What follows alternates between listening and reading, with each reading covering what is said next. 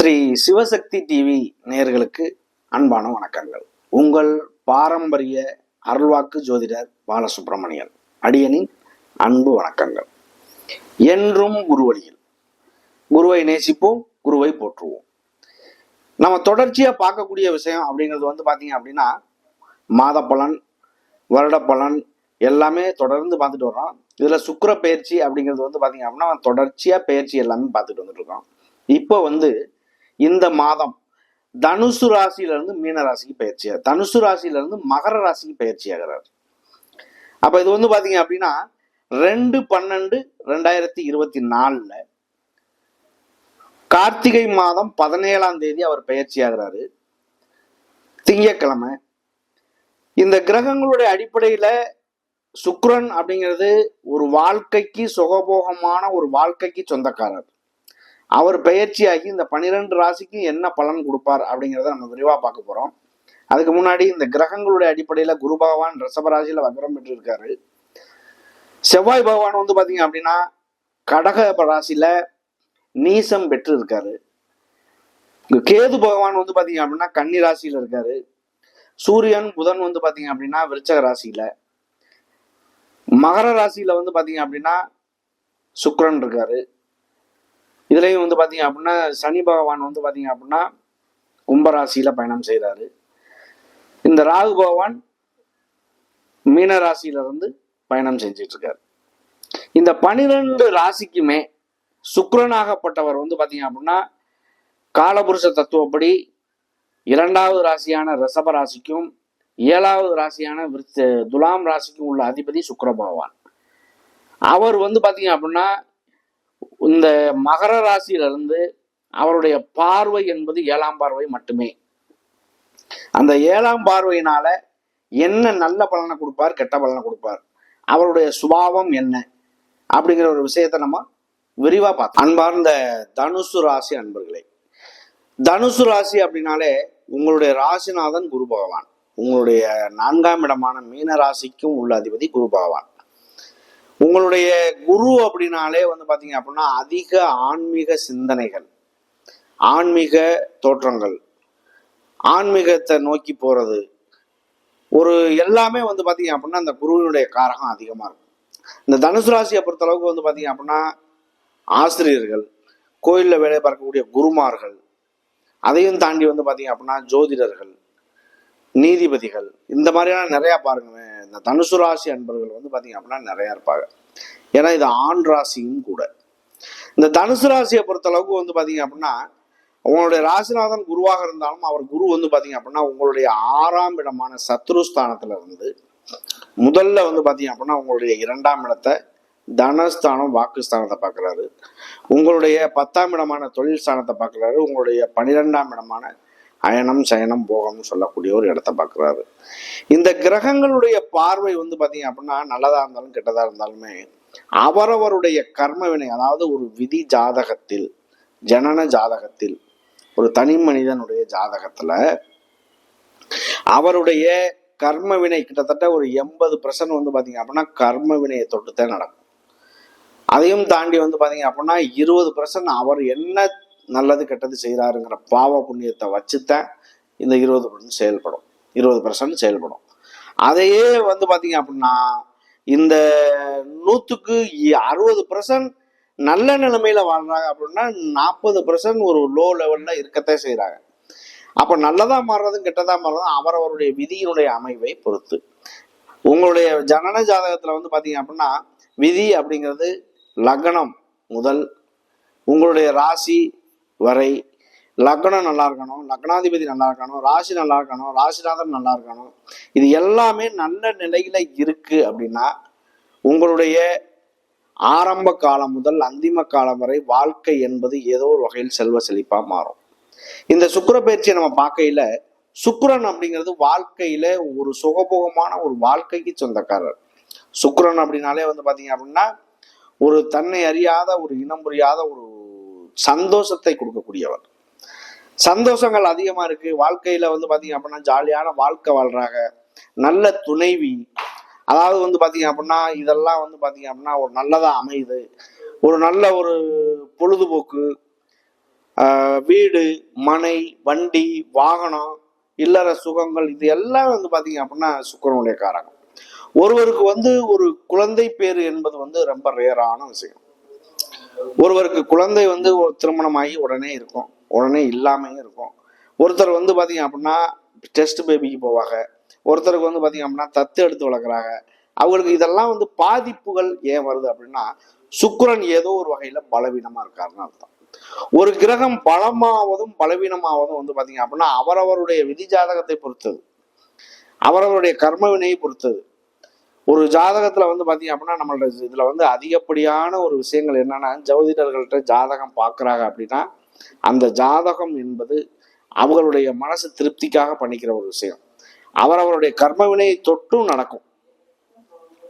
இருந்தாலும் இந்த தனுசு ராசியை பொறுத்தவரை வந்து பாத்தீங்க அப்படின்னா குருவினுடைய பார்வையில இல்லை, ஆனா 2ஆம் இடத்துக்கும் பார்வை உண்டு, 12ஆம் இடத்துக்கும் பார்வை உண்டு. அப்ப குருவாகப்பட்டவர் வந்து பாத்தீங்க அப்படின்னா அவருடைய பார்வை என்பது சிறப்பாக இருந்தாலும் இன்னைக்கு நிலைமைக்கு வந்து பாத்தீங்க அப்படின்னா உங்களுடைய 2ஆம் இடம் என்பது உங்களுடைய ராசியில இருந்து 2ஆம் இடத்துக்கு சுக்கிரன் பயிற்சியாகி உங்களுடைய 8ஆம் இடமான அஷ்டமஸ்தானத்துல இருக்கக்கூடிய செவ்வாயை பார்க்கிறாரு. செவ்வாய் வந்து உங்களுக்கு 12க்கும் 5க்கும் உள்ள அதிபதி. 5 அப்படிங்கிறது பூர்வ புண்ணியஸ்தானத்து அதிபதி. அந்த பூர்வ புண்ணியஸ்தானத்து அதிபதி வந்து பாத்தீங்க அப்படின்னா உங்களுக்காக 8ஆம் இடத்துல வந்து அவர் நீசம் பெறாரு. அதாவது கெட்ட இடத்துல போய் அவர் கெட்டு போறாரு அப்படிங்கிறது வந்து நமக்கு ஒரு கெட்டவன் கெட்டிடில் கிட்டிடும் ராஜயோகம்னு சொல்லக்கூடிய ஒரு இடம். அந்த ராஜயோகம் கோர்ட்டு கேஸு வம்பு வழக்கு இந்த மாதிரி உள்ள ஒரு விஷயங்கள் அனைத்தும் உங்களுக்கு சார்பாக உங்களுக்கு சாதகமாக ஒரு மாறக்கூடிய ஒரு வழிவாய்ப்புகள் அதிக சூழ்நிலை உண்டு. அப்ப இதை பொறுத்தளவுக்கு வந்து பாத்தீங்க அப்படின்னா 8ஆம் இடம் அசுபஸ்தானமா இருந்தாலும் அசுபஸ்தானத்தை சுக்கிரன் சுபக்கிரகம் பார்க்கும் பொழுது அது நல்லதா மாறுறதுக்கான வழிவாய்ப்புகள் அதிகமாகிடும். செவ்வாய் நிலத்துக்கு சொந்தக்காரன், உடல்ல ஓடுற ரத்தத்துக்கு சொந்தக்காரன், பல்லு சம்பந்தமான விஷயங்கள்.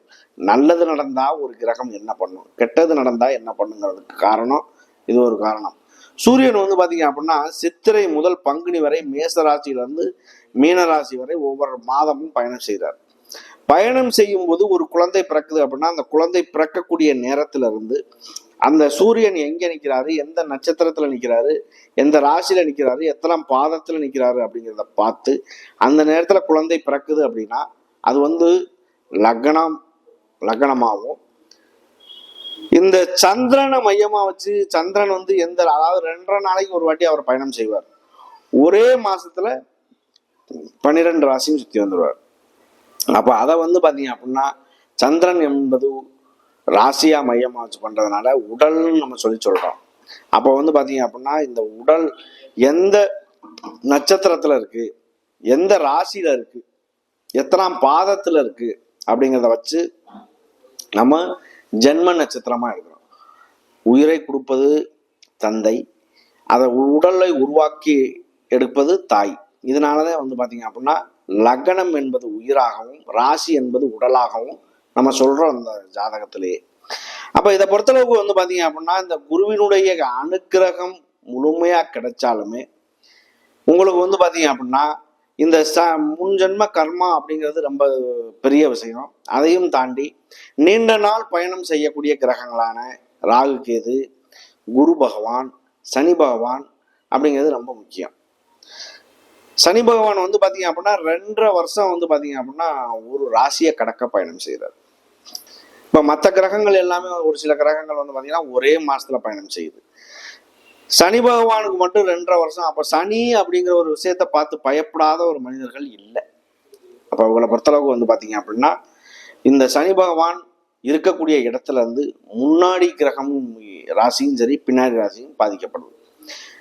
அப்ப முன்னாடி இருக்கிறதுக்கு விரயச்சனியாகவும் சனி பகவான் இருக்கக்கூடிய இடத்துல ஜென்மச்சனியாகவும் அவருடைய பின்னாடி இருக்கிறது வந்து பாத்தீங்க அப்படின்னா பாதசனியாகவும் ஓடிக்கிட்டு இருக்கு. ஜென்மச்சனி அப்படிங்கிறது வந்து பாத்தீங்க அப்படின்னா 100% வேலை செய்யும். விரயச்சனி 50% வேலை செய்யும். பாதசனி வந்து பாத்தீங்க அப்படின்னா 25% வேலை செய்யும். ஒரு மனிதனுக்கு வந்து பாத்தீங்க அப்படின்னா 30 வயசுக்குள்ள சனியினுடைய தாக்கம் என்பது வந்துடும். அந்த சனியினுடைய தாக்கத்துல ஜென்மச்சனி, விரயச்சனி, பாதசனி, அஷ்டமச்சனி, அர்த்தாஷ்டம சனி, கண்டசனி, இப்படி 15 வருஷம் வந்து பாத்தீங்க அப்படின்னா சனியினுடைய தாக்கத்திலேயே அவர் இருக்காரு. அப்ப இந்த இது பூராமே 15 வருஷமா நமக்கு நல்லது நடக்காதா அப்படிங்கிற ஒரு விஷயம் இல்லை. இதுல சுப கிரகங்கள் பார்த்தாலும் சரி, சனி பகவான் எல்லாருக்கும் நல்ல விஷயமும் செய்யறதில்ல, எல்லாருக்கும் கெட்ட விஷயமும் செய்யறதில்ல. அவருடைய இப்ப சனி பகவான் பாத்தீங்க அப்படின்னா ஒரு நல்ல சுபஸ்தானத்துல அவங்களுக்கு அமைஞ்சிருக்காரு அப்படின்னா அவர் எப்படி கெட்டதை செய்வார்? ஏதோ ஒரு வகையில பலவீனத்தை கொடுத்தாலும் விலகும் போது பாத்தீங்க அப்படின்னா அவர் கொடுத்துட்டு விலகிடுவார். அப்ப அதுக்கு உண்டான பலன் கிடைச்சிரும். அப்ப நம்ம என்னென்னத்தை நம்ம இழந்தோமோ அந்த இழந்ததை பூரா கிடைக்கும் போது வாழ்க்கையில ஒரு வாழ்க்கை செல்வ செழிப்பா ஆக்கிட்டுருவார். அப்ப இதுதான் அந்த ஒரு விஷயம். இந்த தனுசு ராசிக்கு பாத்தீங்க அப்படின்னா 2ஆம் இடம் என்பது தனஸ்தானம் வாக்குஸ்தானம். 2 அப்படிங்கிறது தனஸ்தானம் வாக்குஸ்தானமா இருந்தாலும் கணவன் மனைவி உள்ள பிரச்சனைகள் சால்வ் ஆகிறது. அது இல்லாம பாத்தீங்க அப்படின்னா பண வரவு செலவுகள் வர்றது. 2 வேலை செய்யுது அப்படின்னா 6ஆம் இடமும் வேலை செய்யும், 10ஆம் இடமும் வேலை செய்யும். அப்ப தொழில் மூலியமா கிடைக்கக்கூடிய ஒரு நன்மைகள். 6 அப்படிங்கிறது ஒரு கடன் வாங்கி ஒரு பேங்க்ல லோன் வாங்கி வண்டி வாகனம் வாங்குறது, தொழில் பண்றது, வெளியூர் போறது, வேலைக்காக ஒரு கவர்மெண்ட் வேலை கிடைக்கிறது, வேலையில ப்ரமோஷன் ஆகிறது, சம்பள உயர்வு பெறுறது, இதெல்லாமே ரொம்ப பெரிய விஷயமா இருக்கும். அப்ப இந்த சுக்கிரனாகப்பட்டவர் நல்ல நிலைமையில இருந்தால் என்ன நிலை, நல்ல நிலைமையில இல்லை அப்படின்னா என்ன நிலைங்கிறத நம்ம பார்த்தோம். இதுல முதல் நட்சத்திரம் என்பது பாத்தீங்க அப்படின்னா உத்திராட நட்சத்திரம். உத்திராடம் என்பது சூரியனுடைய நட்சத்திரம். சூரியனுடைய நட்சத்திரக்காரர்கள் எல்லாமே தனக்கு கீழே ஒரு 4 பேர்னாலும் ஒரு இருக்கணும் அப்படின்னு நினைக்கக்கூடிய நபர்கள். அப்ப அவங்க பாத்தீங்க அப்படின்னா ஒரு நினப்பு, ஒரு செயல்பாடு எல்லாமே அவங்களோட பிரம்மாண்டமாவே இருக்கும், எந்த ஒரு செயலுமே. அப்ப அவங்களுக்கு நடக்கக்கூடிய விஷயங்கள் இந்த உத்திராட நட்சத்திரங்கிறது உங்களுக்கு 9ஆம் வீட்டு அதிபதி, உங்களுடைய ராசிக்கு 9ஆம் வீட்டு அதிபதி சூரியன். அவர் 12ல பாத்தீங்க அப்படின்னா விரயஸ்தானத்துல புதனோட சேர்ந்திருக்காரு. அப்ப உங்களுடைய இதுக்கு பாத்தீங்க அப்படின்னா கிடைக்கக்கூடிய விஷயங்கள் எல்லாமே ஒரு பிரம்மாண்டமா கிடைக்கிறதுக்கான வழி வாய்ப்புகள் உண்டாகும் இந்த உத்திராட நட்சத்திரத்துக்கு. அடுத்து பூராட நட்சத்திரம். பூராடம் பாத்தீங்க அப்படின்னா சுக்கிர பகவானுடைய நட்சத்திரம். சுக்கிரனுடைய சுய நட்சத்திரம் என்பதனால பாத்தீங்க அப்படின்னா இந்த பூராட நட்சத்திரக்காரர்களுக்குமே இந்த ஒரு அமைப்பாகப்பட்டது ஒரு நல்ல மாற்றத்தை தர்றதுக்கான வழிவாய்ப்புகள் உண்டாகும். பூராட நட்சத்திரம் அதாவது ஒரு கடைசி குழந்தை ஒரு வீட்டுல பிறக்குது அப்படின்னா அது சுக்கிரனுடைய நட்சத்திரத்துல பரணி பூரம் பூராட நட்சத்திரத்துல பிறக்குதுன்னா அது குட்டி சுக்கிரன்னு சொல்லுவோம். அது பாத்தீங்க அப்படின்னா ஒரு சரியா இருக்காது, நல்ல ஒரு பலனை கொடுக்காது அப்படிங்கிறது ஒரு கணக்காகும். ஆனா சுக்கிரன் எப்படி இருக்காரு, லக்னம் எப்படி இருக்கு, லக்னாதிபதி எப்படி இருக்கு, அதெல்லாம் பார்க்காம ஒரு விஷயத்த முடிவு பண்ண கூடாது. அடுத்து மூல நட்சத்திரம். மூல நட்சத்திரம் என்பது பாத்தீங்க அப்படின்னா ஆண் மூலம் அரசாலும் பெண் மூலம் நெருமூலம் அப்படின்னு சொல்லுவாங்க. ஆனா இந்த மூல நட்சத்திரம் என்பது கேது பகவானுடைய நட்சத்திரம். கேது பகவான் உங்களுக்கு எப்படி இருக்காரு, மூல நட்சத்திரம் என்பது சந்திரன் எந்த நட்சத்திரம் நிற்கிறாரோ அதைத்தான் ஜென்ம நட்சத்திரம் அப்படிங்கிறத சொல்றோம். அப்ப இந்த கேது பகவான் நல்ல நிலைமையில இருந்தாலோ, ஏன்னா அந்த நட்சத்திர அதிபதி என்ன சொல்றாரோ அதைத்தான் அவர் கேட்கணும். நல்ல நிலைமையில இருந்தா வாழ்க்கை சுகபோகம், லக்னம் நல்லா இருக்கணும், ராசி நல்லா இருக்கணும், ராசிநாதன் நல்லா இருக்கணும், அதை சுப கிரகங்கள் பார்க்கணும். இது எல்லாமே ஒரு மாற்றத்தை தரக்கூடிய ஒரு காலகட்டமாகவே மாறும். ஒரு தொழில் பண்றீங்க, தொழில பாத்தீங்கன்னா முன்னேற்றம் இல்லை, உங்களுடைய செயல்பாடுகள் இடையில கிடைக்கக்கூடிய மாற்றங்கள், ஒரு ஜாதகத்தை பார்த்து ஒரு முடிவு பண்ணக்கூடிய விஷயம், இதை செய்யலாமா செய்யக்கூடாதா, இந்த மாதிரி ஒரு சில விஷயங்கள் உங்களுக்கு ஒரு நல்ல மாற்றத்தை தருவதற்கான வழி வாய்ப்புகள் கிடைக்கும். நன்றி, வணக்கம்.